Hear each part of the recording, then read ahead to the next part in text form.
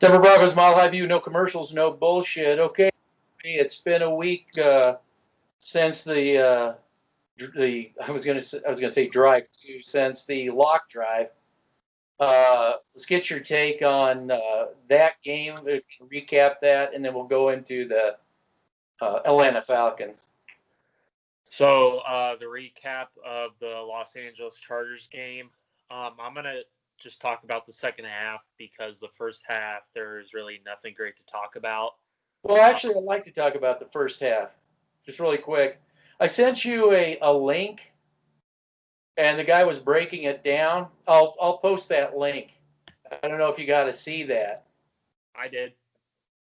Remember when before that game, I said I was talking game plan. I was really interested in game plan, and they had Locke in such a check down mentality.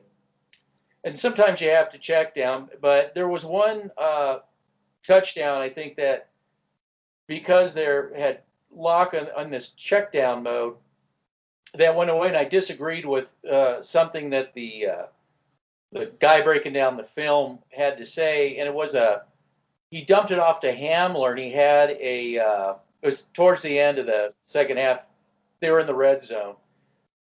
They ran a corner route, and they had a guy in the flat. So it was the corner route that he should have went for. And if it's Breeze, if it's Brady, if it's a veteran of Matt Ryan, if it's a veteran quarterback, he would have saw it.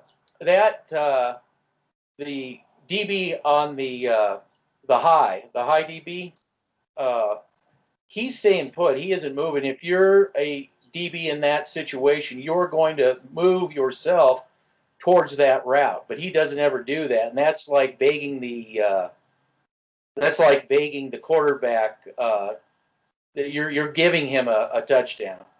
Because I'll give you the time code if you pause it and Locke has to recognize this stuff. If you see the camera angle from Locke's the backfield camera angle, that route to the corner there's 8 yards between him and the DB, the high DB, right, playing it high. There's no way that DB, if he doesn't drift into that route, is going to pick that up. So Locke has to throw that ball right in front of the corner, not into the corner, but right in front of it, and you probably get a touchdown. But then again, see what I'm trying to get at is that it takes the coaching staff to recognize these things. That guy kind of blew that play off, and it's easy for a team to do that. But I'm telling you, if you'd play corner, you'd know that if that DB doesn't do that, you're asking the quarterback to throw a touchdown, and giving it to him. Because that receiver could make that play with no problem. So I would like to see this coaching staff encourage Locke not to go bombs away, but to break down film and see and get to understand actual play design that you probably can go for that. You don't just check down to Hamler cutting across. Sure, that's simple. But McManus doesn't need that extra 5 yards to kick a field goal. So take that chance. There's no way because that safety isn't drifting to the play. Take that chance. So I thought that the first half was too. There was no. If you notice, even in his breaking down, they weren't challenging downfield at all. And we didn't say not to do that, but we said smart play design. Why don't you throw on first down instead? Okay, throw on first down. Start getting things set up so you loosen the team up, the offense up. You make the defense think, well, they could go deep, and just come up with some play designs that really mixes it up. That's all I wanted to say about the first half. But go ahead into the second. Well, I just want to bring up another point that you were talking about in the first half. I think that they are protecting him a lot too. That's why they're doing those dump down passes. With the whole recap about this, the Chargers run a cover 3 defense. It's kind of like Seattle's, but it's a little bit more. They don't do as many stunts as the Seahawks do. And what I mean by that is the Chargers like to play coverage. They like to get their coverage sacks. So their sacks come from their coverage. And I think Drew Lock in the second half recognized that, and that's why he took his play to another level. There's points in the game in the second half where you saw the ability show full strength in that. You saw him be comfortable in the pocket. You saw his footwork a lot better. It was cleaned up in the second half. And I think that's him recognizing, like, hey, they're not changing anything from the first half, so I'm going to go into halftime. We're going to change it up a little bit. I'm going to change it up, and I am going to let I'm going to give my receivers a chance to get open, and I'm going to hit them in the middle of the field. And what did I say? The middle of the field is going to open up everything from the right side of the field and the left side of the field. So I said, attack the middle of the field. Attack the middle of the field because the Chargers play a cover 3 defense. And you saw it in the second half. At halftime, they didn't change it. They were forcing Drew Lock to throw those outside routes because he wasn't thrown in the middle of the field. That's why they're throwing those check down passes. You could see it when you gave me that film. He was breaking it down, exactly what we are talking about. So you saw the Drew Lock on full display in the second half because he recognized when he came out of half, hey, they're still playing the same defense. They're giving me opportunities in the middle field. I'm going to take advantage of those. You saw Jeudy. You saw Deshaun Hamilton. You saw Noah Fant even getting open in the middle of the field.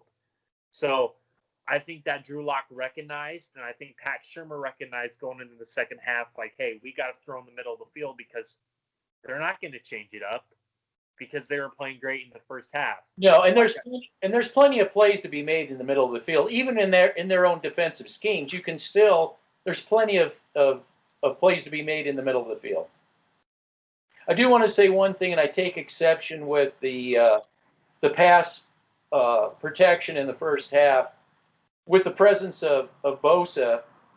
Now, it's understood that Bosa is, recognized NFL-wide as a game-wrecking type of a pass rusher. Now, John Elway's had, from the time Peyton Manning was here, to equalize that type of a that type of a defensive performance by Bosa, by having the player personnel that it's like Bosa isn't going to be wrecking havoc every single play. Drew Lock really was under a lot of duress, in that first half when compared to when Bosa was out. That is not on Drew Lock. That is on who is getting the player personnel, bringing them in, because even, let's say you have a marquee offensive line, they're going to give up a Bosa or two, but it's not going to be every single play. Bosa helps his other defend Ingram, for instance. They all work interactively, but it all kind of starts with Bosa. And I think that John Elway has not really brought this offensive line up enough so that when we do encounter a Pittsburgh, a Tampa, or a Bosa, we have no answer for that. And that's just inexcusable after all these years, that we can at least compete and say, okay, Bosa, you got us once, but you're not going to get us every single time. That's all I'm saying. This is exactly why I was not jumping on the Garrett Bowles has gotten better bandwagon, because I said once he faces better pass rushers, you will see on full display whether he has gotten better or not. And you saw the old Garrett Bowles from 2017 to 2019 on full display again. So I don't want to hear the whole feel-good crowd saying that Garrett Bowles needs to get paid. I wouldn't pay Garrett Bowles. I don't want him back. I don't want him back, because how am I going to trust my left tackle to protect potentially my franchise quarterback from getting hurt? He got Drew Lock hurt again. He got Drew Lock hurt against Pittsburgh. Nobody is talking about that. That backside pass rush that made Drew Lock run against Pittsburgh, that was all on Garrett Bowles. Well, and Bowles, and we just saw that with Bosa. We just saw the same repeat with Bosa all over again. Exactly. We saw it in Tampa, we saw it with Pittsburgh, and now we saw it with Bosa when they brought Bosa in. Now, I want to say that with Bosa out, Locke was still getting rid of the ball in that 3-second window you asked all your top elite quarterbacks to do. It's that 3-second window. He was getting the ball. He didn't need 6 seconds. No. He was getting the ball out, and all you're asking from the organization is You want to sit there and talk about bringing Sam Darnold in. You want to talk about this quarterback, that quarterback.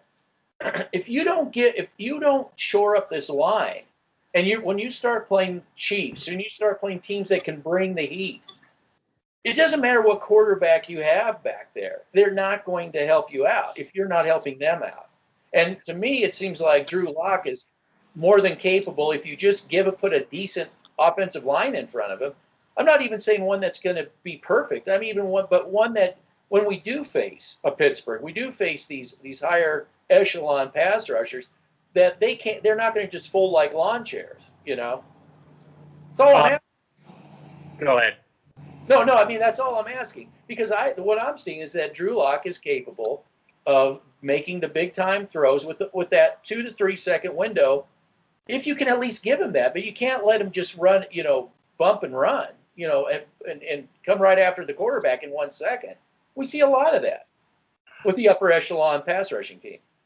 I want to talk about Drew Lock, and then I want to segue into the defense real quick. And I have 2 points I want to talk about the defense. But the last thing I'm going to talk about Drew Lock is there was a report coming out during the halftime that Drew Lock stood in front of the offense and or the team. I don't know if it was just the offense and or the team, and he spoke out. See, and nobody wants to talk about that with Drew Lock, and that's where I'm getting frustrated. Is everybody's talking about how Herbert is this great leader and Herbert is this god. Herbert,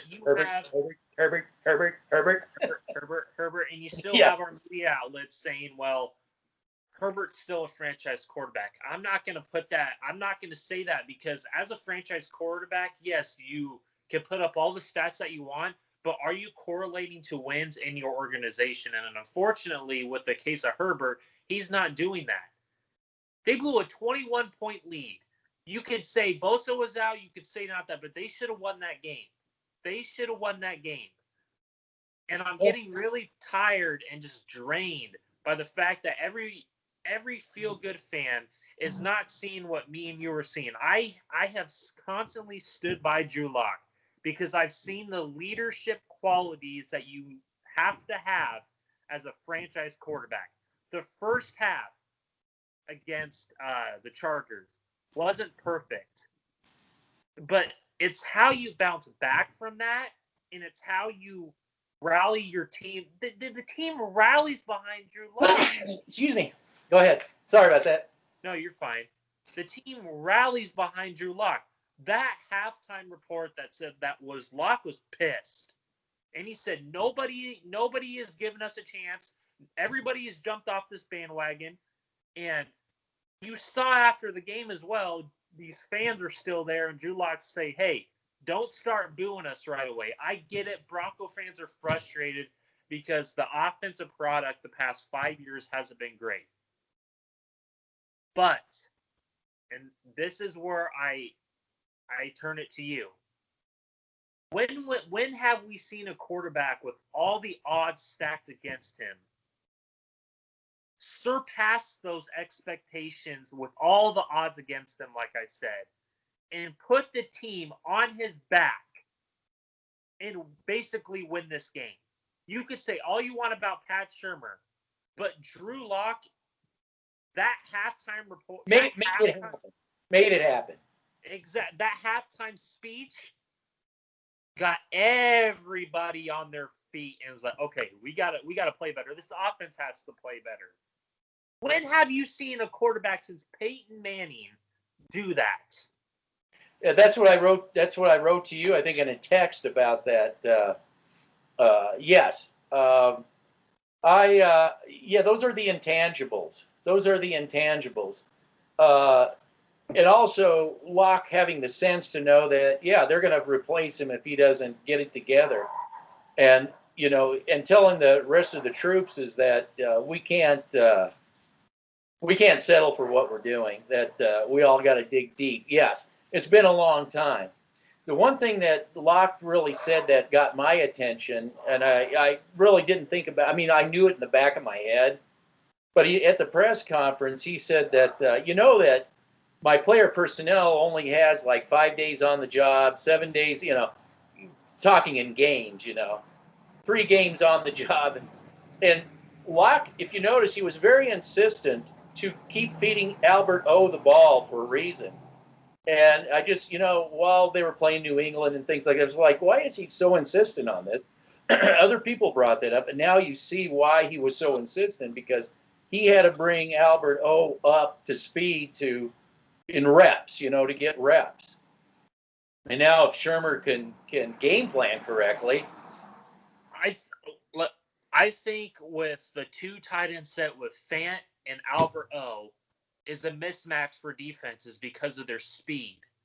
And so we haven't seen a tight end group like that since Aaron Hernandez and Rob Gronkowski. You know what that reminds me of? I know this probably will fall on deaf ears, but it reminds me of 1950s football, because they incorporated a lot of tight end throwing back in those days, even three tight end sets and stuff like that. But yes, it's been a long time since you've seen grouping of tight ends that, dual threat. So segueing into the defense, and I want to talk about this. I think Bryce Callahan deserves a lot of respect right now for what he is doing against the likes of Tyreek Hill and the likes of Mike Williams when he is covering those type of players. They were obviously attacking AJ Boye in this game. I was continuing to text you that. I think Bryce Callahan deserves a lot of credit for what he is doing right now. Is that a John Elway hire, or is that a Vic Fangio hire?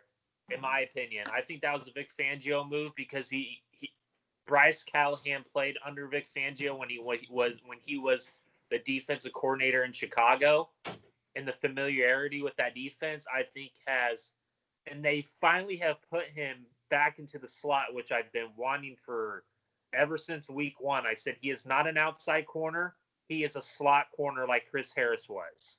So I think Vic Fangio realizes that. Number 2, I think the loss of Mike Purcell, nobody's talking about it, but that was huge. Mike Purcell this is why I was happy for his extension, because he is a bigger force than people realize he is. And I think that loss is going to be felt the rest of the season. I think people are not talking about it because they're on the high of the win. But they're not talking about how you gave a third-string running back, 100 yards rushing, Pope? Like, come on. See, this is exactly what we're talking about. We could talk about how great Shelby is as a pass rusher, but who else do I have confidence in to stop the run? You're going to trust Alexander Johnson and Josie Jewell? Those guys were going to push off the line of scrimmage when they were trying to stop the run. So I don't want to hear about how Josie Jewell and Alexander Johnson are these all-world linebackers, because people are still praising them. It did expose them. That loss of Purcell did expose them. Did it not? And that's what's going to play in the hands of the Falcons. But I'll get into that. Get into that later. Yes. But I just want to address. I want to address James Marilat. He's still pushing the fire Fangio, and I want to ask you, James, explain to me, first of all, who was it that kept the Broncos in that game against San Diego for the comeback? First of all, was it Shurmur? Okay, who are you going to get to replace Fangio? Who do you think wants to come to the Denver Broncos with John Elway being the meddling owner like Al Davis, dictating, the offense, how to run the offense, being a part of that poor player personnel decision? Who wants to really come here, James? You were lucky to get Vic Fangio. Damn lucky to get him. And yes, I agree that Drew Lock is not the problem here. I don't agree that Shurmur is the solution, but we're stuck. You got to stuck because you've got to get some consistency. So you're stuck with him no matter what, because you can't keep going through offensive coordinators, because that's not going to help your quarterback. So who in the world would come to the Denver Broncos? I would say that would be another Vance Joseph type of hire, just somebody that's hoping to get a start somewhere, and that's yeah. So all you're doing is just creating the same problem over and over again, and that's the lack of consistency and disruption. I'm going to talk about that too, not just to James Lamerlat, but to all these outlets that are still wanting to fire Vic Fangio. And it's not just James Lamerlat. There's a lot of other people out there that are on that bandwagon. People say that Vic Fangio is, this, that, he's a dictator in the locker room. He only favors the defensive players and all that stuff. When I watched that victory speech, when I watched him continue to keep this team in games, he has not lost the locker room. If he lost the locker room, this team would have got blown out by 35, 40 points against the Chargers. The only reason they got blown out against Kansas City, Vic Fangio did his job against the Kansas City Chiefs. But nobody wants to talk about that. Vic Fangio is going against the offense, the special teams, and the other team. Yeah. And his own offensive coaching staff. But the players want to play for Vic Fangio. People don't understand that. Even the offensive players do. And you're going to sit there and you're James Lamerlat, the guy that everybody is, he knows everything. And the feel-good fans know it all. You are going to sit here and tell me that if you fire Vic Fangio, the likes of Eric Bieniemy, the likes of Harbaugh at Michigan, the likes of all these other coaches that are probably going to get a shot here, you're going to tell me that they're going to come to Denver. Coming to the Broncos. He wouldn't come here. I can guarantee you that. He wouldn't come here. This is ridiculous. I have one thing to say to the Fire Vic Fangio crowd. You're as much stuck with Vic Fangio as I'm stuck with Shurmur. You're going to make Shurmur the head coach? I mean, really?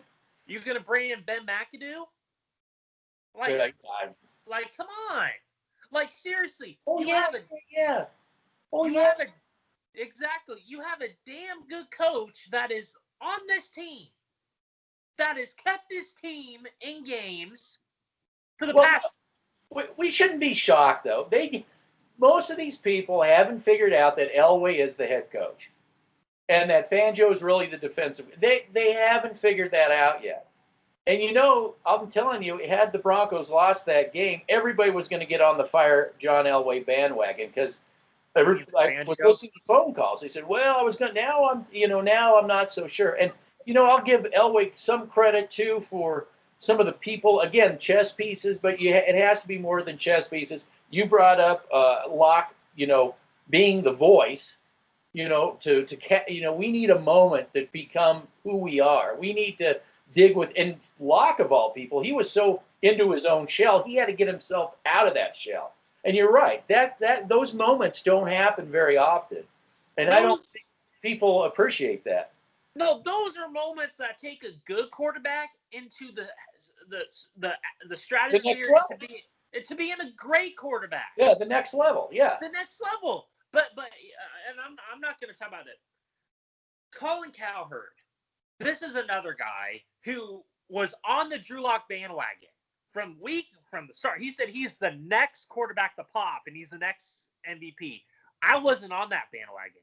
But now that Drew Lock he had a rough patch, but this is his 10th game, and you have the likes of Colin Cowherd, the likes of Mile High Huddle, Mile High Report, all these idiots, 104.3 The Fan.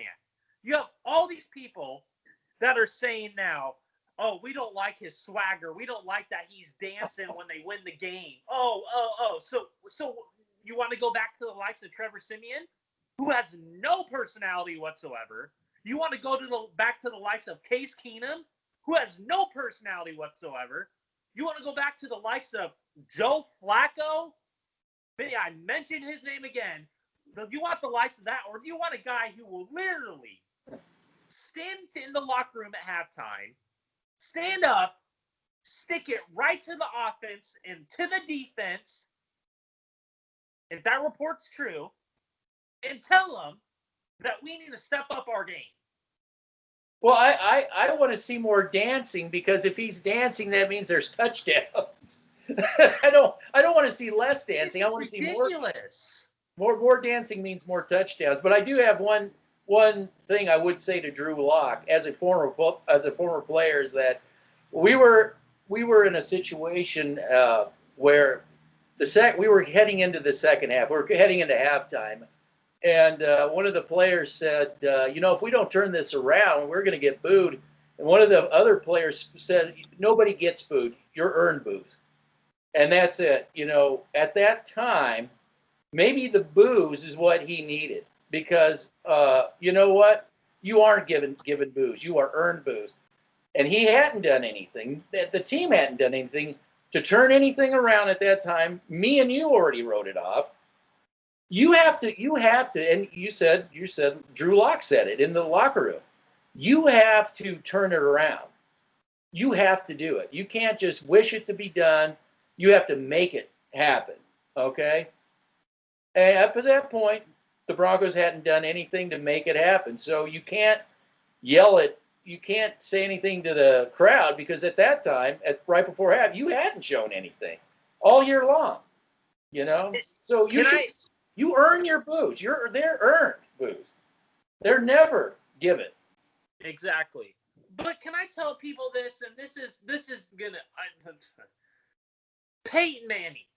There's a side of Peyton Manning that he didn't like to show. You realize every time they were down a half or they were struggling a half or whatever this is, he would get on their ass. And he was a jokester too. He would dance at practice. Nobody wanted to show that. They just wanted to show the good side, the share of Peyton Manning. But behind the scenes, Peyton Manning was all fun and games. But people don't like to bring that up. Now, you have a quarterback. Like I said, I want to see him dance more. You're a complete idiot if you don't want to see him dancing. All I want to do is see him dance all game long. That means he's scoring touchdowns, right? Why are people not giving Drew Lock the respect he deserves from bringing this team from the dead? This team was going to be – this team – Well, it wasn't just the team. He had to bring himself out of his own shell. That's what I'm saying is so huge.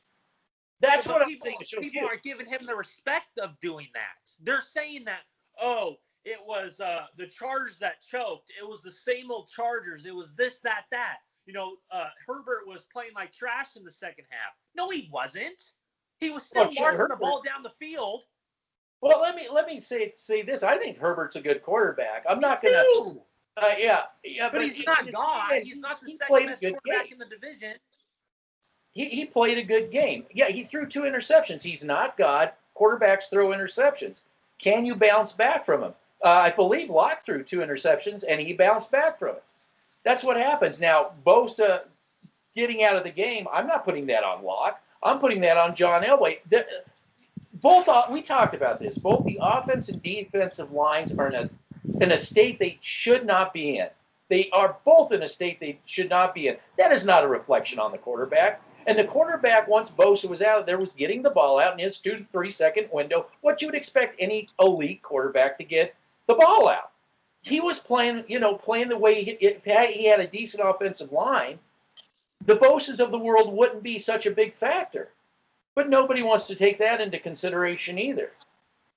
You've got to give this quarterback a chance to plant his feet. He never had no chance. In the video I got linked to, you can see he's on the run all the time because they're disrupting the offensive line. And the offensive line gives him the time he needs in the second half because guess what? Bosa's out. Okay, look at the throws that he's throwing. I mean, they were laser throws. These are bullets. And yes, in tight coverage windows. This is what I've been saying to people. I said, you can't give up on Drew Lock. You're going to give up on Drew Lock, bring in Sam Darnold. How's that going to help anything? You really think, people, seriously, I think Sam Darnold's a better no, not Sam. I think Drew Lock is a better quarterback than Sam Darnold. That's just my opinion. Well, I think Sam Darnold was in a no-win. I think Sam Darnold was in a no-win situation to begin with. Exactly. He's just like Drew Lock is right now. But we're a little bit better because we have Vic Fangio as our head coach. It's true. This is what we're talking about. Yeah, and they have Adam Gase. Yes, were these feel-good fans like not too long ago, maybe a couple, 3 seasons ago, singing the praises of of Gase? Yeah, because he was the one that helped Peyton Manning. See, Peyton Manning got Mike McCoy and Adam Gase hired. Do people not get that? Mike McCoy. Like, seriously, people, you're going to sit there with a straight face, you feel-good fans, and you're going to tell me straight up, Adam Gase, 3 years ago when you guys were singing the praises, and as well as Mike McCoy, you're going to sit there and tell me that those guys got themselves hired. You're going to tell me that straight to my face. You know, for me, I honestly don't care what fans have to say. My focus is on the organization. How does John Elway see Locke? Now, I'm hoping that John Elway's ego works in this, that, you know, this is my guy, Locke. This is my guy. I'm not going to give up on him. But Elway's thrown quarterbacks under the bus so many times. You know, that's his guy. I can't trust Elway. Okay, so I'm gonna kind of disagree with you on this. If this was John Elway's guy, then why didn't Drew Lock get him with the 10th pick back in what 2018? Why didn't he get him with the 20th pick in 2018? Well, I don't think John Elway was that high on Drew Lock, to be honest with you. He probably was hoping to get Sam Darnold, right? Was that the same? That was the year before. Oh, okay. Then forget that one. Well, we don't know what goes on behind the scenes. I don't know if he knew that he would be there for sure. I know he wanted Fant for sure, and I understand that the tight end position was desperately in a need. And I know that Fant probably would be gone by the first round. I mean, that I could see. I could see. But you're right. He gambled. But it was a gamble. Lucky with that. Yeah, and it was a gamble that paid off, and I got to give him credit for that because he did pick Locke up. I didn't want Locke. You did. I didn't want Locke, but he is giving me all the intangibles. Remember, I'm the guy that doesn't like Locke. I'm the guy that didn't want Locke, right? I'm the guy. And I'm saying that he appears to me to have all the intangibles, and you bring up the locker room and the comeback. I'm bringing up he crawled out of his own shell, right? I'm acknowledging that, yes, that he's got to do everything he can, and I'm even more upset that he's let the offensive line be what it is instead of what it could have been years ago. That now we got Locke, had you give him and have a good offensive coaching too. Scangarello, I mean, how come we can't get anybody else to come in? You know, we could have had somebody besides even Scangarello that came in before. I don't know, but I have serious questions with the front office and serious issues with the front office. And like, seriously, and you could see it. They're doing it to Philip Lindsay, ladies and gentlemen. They're doing it to Philip Lindsay, the guy who's the heartbeat and soul of this offense. And when he is out, do you really think this offense is going to score that many points? Philip Lindsay brought us back in that game. Yeah, he was on the field. That guy. The shocker. You know, you shock the heart. You gave the team that got it back. Yeah. But didn't I tell you? I was like, once Philip Lindsay scored that game, that they're going to try and force feed Melvin Gordon down our throats, and that's exactly what I said, and that happened. Now, to my amazement, the Marshall Gordon caught a beautiful pass that was, kind of overthrown and, to keep it from being intercepted or blocked by the defender, and a stretch for a first down. But up to that point, that guy hasn't done anything. Now, we'll give him this too. He has got some of those short yardage first downs, but you didn't need to pay a guy that kind of money to come in. The problem is he hasn't been consistent doing that. You have a guy similar like that, like Royce Freeman. But you guys, I get it. Royce Freeman's not this all-world beater, but he's a cheaper version of Melvin Gordon. I think Royce Freeman catches the ball better than Melvin Gordon. But you had to overpay for a guy that you supposedly said is a top 10 running back in the NFL. And I think Philip Lindsay has outplayed him like I said he would. And I think Royce Freeman, you had Freeman and Philip Lindsay. You had to bring in the name. The name, yes. It's always the name. Yeah, Royce Freeman doesn't put it on the ground as much as Gordon does. Gordon is known, and I said when they hired him, get ready for fumbles that turn into game-losing fumbles. It's the Willis McGahee thing all over again. So, I know they were looking at Theo Reddick, and when they were looking at Theo Reddick was to be the same kind of thing. So that's why they looked, okay, well, now we got an upgrade to Theo Reddick with a name, but it hasn't really translated. Now, he made a spectacular play on that drive. You got to give him that one. But does it make up for all the bad that the guy's done? And I'm not bashing Melvin Gordon. He's not the one that was brought here. This is the front office we're talking about. I agree with you. Yeah. I'm not trying to bash these feel-good fans, but they're just a part. They're just a part of this as anything else. They wanted these players. Okay, and they're the ones that are cheerleading this crap.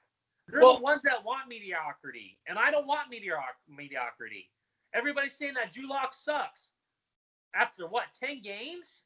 You're going to give up on the guy after 10 mentioning games. That his staff around him, his player personnel around him, they're all rookies.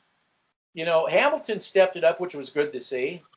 He's a veteran on the team. I mean, they need some leadership. I don't know if Patrick's coming back or not. I don't know what the deal is. And by the way, Boye has a concussion. What a shocker. He's hurt. So seriously, people. Come on. John Elway, I'm calling you out. You are the worst general manager in Denver Broncos history. I'm saying that. I'm putting the stamp on it right now. You are worse than when Josh McDaniels was trying to be the Al Davis coach. You are worse than that. Yeah. Because your ego and your egotistical stupidity gets in the way. Well, it's like, why are you paying Gordon when you could have got Jordan Phillips? Why are we paying Juwan James when we could have got Jack Conklin? Jack Conklin, yeah, and I brought I brought Jack Conklin up. Why are we paying Mark Barron, who's not even? Why are we paying Mark Barron and you can't go after Joe Shurmur or Corey Littleton? That's what me and you were getting at. This is ridiculous. Yes, that's what me and you were getting at. So why are you trading a 4th-round pick to the Jacksonville Jaguars for A.J. Boye, who's hurt all the time, who's robbing, when you could have got, Ronald Darby or whoever else, or Prince Amukamura, who is fit, who had played well under the Vic Fangio defense. But no, you had to get a guy who's getting paid a lot of money, and you traded a 4th-round pick, which the 4th-round pick could be for offensive line development, or you could have used it for something else. Yes. No, this is it. This is what we're trying to push to the feel-good crowd and to the Denver Bronco country. You guys keep blaming all these other aspects that are happening on the team, but you guys aren't blaming Elway for making these stupid draft decisions, number one. Okay, besides Cortland Sutton and Bradley Chubb in that draft, who else has panned out? Royce Freeman? No, he hasn't panned out. Everybody was saying that he's the next, the next Mike Bell, the next Clinton Portis, the next whatever. I haven't seen that. Now, would I rather have Royce Freeman than Melvin Gordon? Absolutely. I think Royce Freeman is a better. Exactly. Who else has panned out? Well, and the reason you you don't want Melvin Gordon is because you can put that money somewhere else. You could put it on the offensive line. Yes, but yes. I don't trust Elway with that money to put it towards. Well, you won't get Hawkins because that makes too much sense. See, that makes too much sense. But you have to look how good the Cardinals are doing with Vance Joseph's defense, and with Cliff Kingsbury's offense, with Jacob Phillips in the middle. What the hell? Well, that's why they want to get rid of Fangio, because they're going to get a Kingsbury. Don't worry, they'll get a Kingsbury in here. I don't want a Kingsbury. I want a Vic Fangio. Vic Fangio is my type of coach who takes no shit. But unfortunately, he takes shit from Elway. Well, that's what he signed up for. To a point. He signed up for that. That's why I couldn't believe. I don't think he understood what he was signing up for. He got duped into signing on this team. Well, I knew that was going to happen.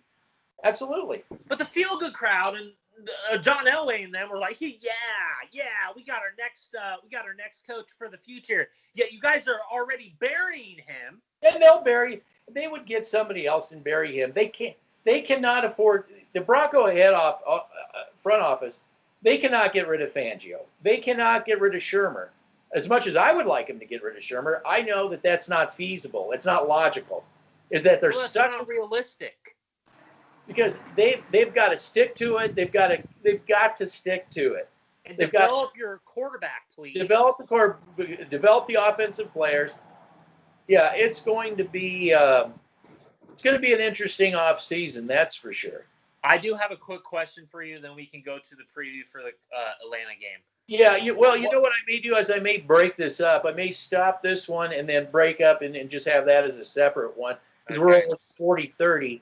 Okay. But go ahead. What's your question? What do you think of Jerry Jeudy so far? The Judge Jeudy, an executioner? Yeah. Well, he did the right thing. He went and locked the Riot Act. He told him, look, you got to get out of this shell, bud, and that was needed. That was needed. And you know what I say, too, about the crowd booing is sometimes that's needed, too. You need to get it. You need to hear it.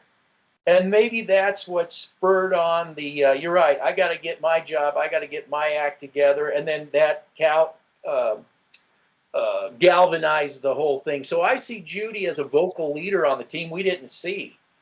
So when Sutton comes back, Patrick comes back, there's going to be discussions. I would love to see Hamilton become the player. And then there's Hamler.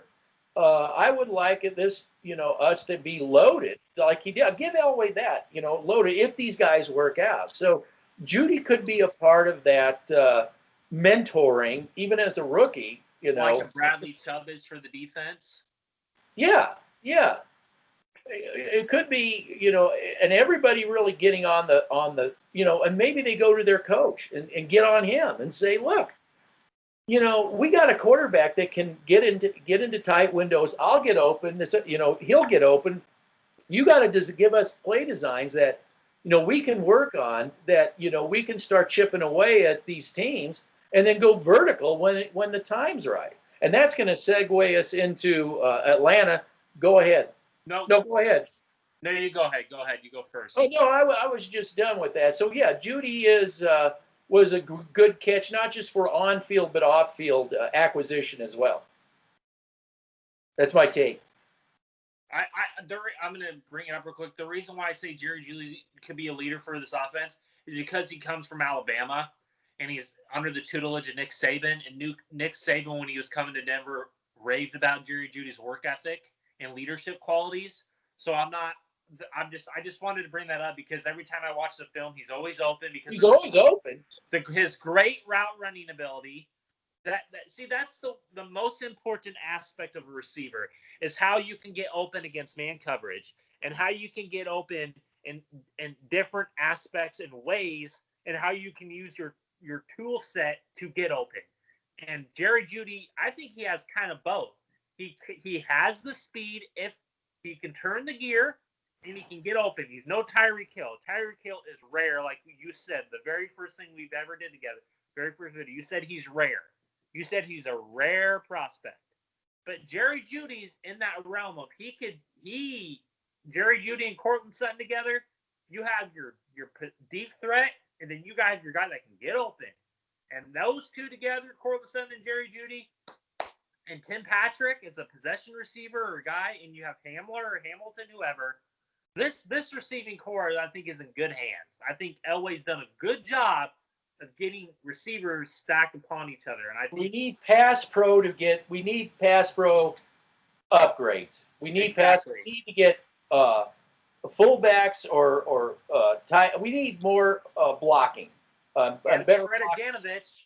We need to get rid of the Juwan James. We need to bring in Melvin a couple of. We need to probably, like you say, get rid of Bowles. But you have to get a left tackle that's an upgrade. I mean, right now Bowles is serviceable, but he is not an all-pro left tackle by any stretch. To me, he's a swing tackle, backup swing tackle. like Wilkinson was, but he's naturally a guard. That Wilkinson should be Bowles. Bowles should be Wilkinson. Bowles should be the swing tackle. He's a backup tackle. He's not a starter who can start all 16 games for you. I'm sorry to admit it, you Bulls fans. I'm sorry to admit it to you, John Elway. But my eyes tell me that I told everybody that I wasn't on the Bulls bandwagon and I wasn't on the Bulls has gotten better. I told everybody, like, once he faces good pass rushers, that will give me the clarity I need to see if this kid has gotten better in his final year. So that's all I have to say about that. Yeah, it would be great if they, but of course we know how the front office works. It would be great if they moved Bowles into a backup role and brought in a top tier offensive left tackle. But then again, you have to trust Elway to do that. To tackle in. Yeah, I don't trust Elway to do that. Well, I don't know who's available either. I'm not sure. They had a guy available. They've had people available. Jason Peters? Yeah, they've had people available, and Elway just keeps putting all his resources into Bowles, which, again, addresses your bad GM move. Exactly. But Al Davis, going back to Al Davis, he would always get all these wide receivers, these marquee wide receivers, but because his organization was a mess, that it never really panned out. So, Elway's going to have to start working on the foundations, make sure that, we have pass pro, we have defensive line help, that coming up with Atlanta, who shouldn't be running the ball all over Denver, even with Gurley, he shouldn't be. Oh, yeah. Yeah, anyway, that's my take on, I guess, taking a look at the recap Broncos after the victory. Yep. So I'm going to go ahead, stop this one. I'm going to go and get a setup for the next interview, which is Atlanta Falcons and Denver Broncos. Okay, cool. All right.